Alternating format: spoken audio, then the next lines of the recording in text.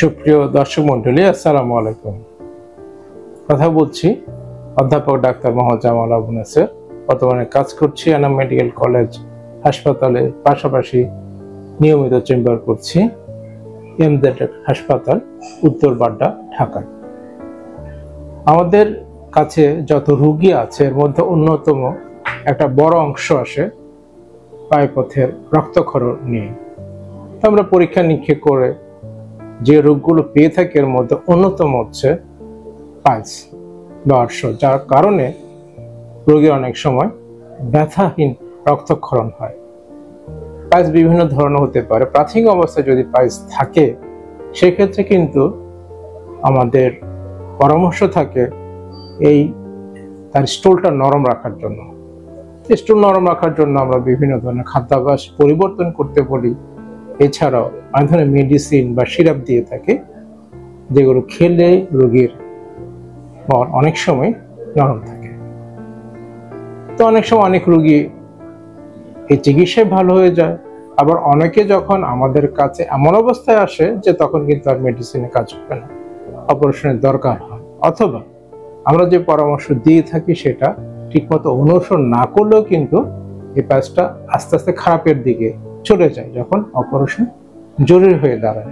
কিন্তু অনেক রোগী কিন্তু অপারেশন করতে চায় না, যেহেতু রক্তক্ষরণ হয়, ব্যথা হয় না, তাছাড়া অপারেশন করতে ভয় পায়, মনে করে মলদ্বারের চিকিৎসা, অপারেশন অনেক ব্যথা হবে, অনেকে হয়তো বা একটু লজ্জা বোধ করতে পারে, বিশেষ করে মহিলা যারা।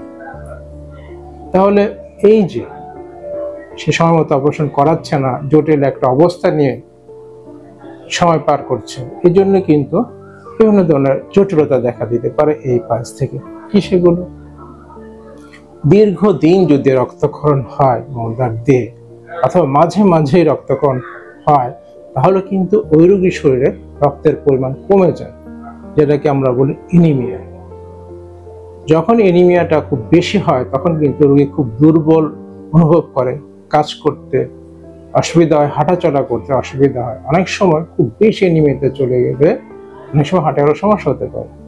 এছাড়াও অনেক সময় পাইলসটার ভেতরে রক্ত জমাটবদ্ধ হয়ে যায়, যেটাকে আমরা থ্রম্বোস পাইলস বলি বা থ্রম্বোস হেমোরয়েড বলি। এক্ষেত্রে কিন্তু রোগীর বেশ ব্যথা অনুভব হয়, রোগী হসপিটালে অনেক সময় ভর্তি হতে হয়, চিকিৎসা নিতে হয়। আরেকটা সমস্যা হচ্ছে থ্রম্বোস হেমোরয়েড। এটা কি? এটা হচ্ছে অনেক সময় ভিতরের পাইলসটা মলদ্বারের বাহিরে বের হয়ে আটকে যায় এবং এই রক্ত চলাচলটা বন্ধ হয়ে যায়, তখন প্রচন্ড ব্যথা হয় এবং পাইলসটা বেশ ফুলে যায়। একটা জটিল অবস্থা, অসহনীয় অবস্থা। এই অবস্থায় কিন্তু রোগী অনেক সাফারিংস হয়, রোগী হাসপাতালে ভর্তি থাকতে হয় এবং চিকিৎসা নিতে হয় বেশ কয়েকদিন, এবং এটা সুস্থ হতে অনেক সময় লেগে যায় অনেক সময়। এছাড়া অনেক সময় এই পাইলস থেকে ইনফেকশন হতে পারে। ইনফেকশন থেকে অনেক সময় পাশে ফোড়া হয়ে যেতে পারে। ইনফেকশনটা যখন খুব খারাপ অবস্থায় চলে যায়, ছড়িয়ে যায় রক্তের মধ্যে অনেক সময়, তখন রোগীর অবস্থা কিন্তু বেশ খারাপ হয়ে যায়। তাই পাইলস নিয়ে বসে থাকবেন না।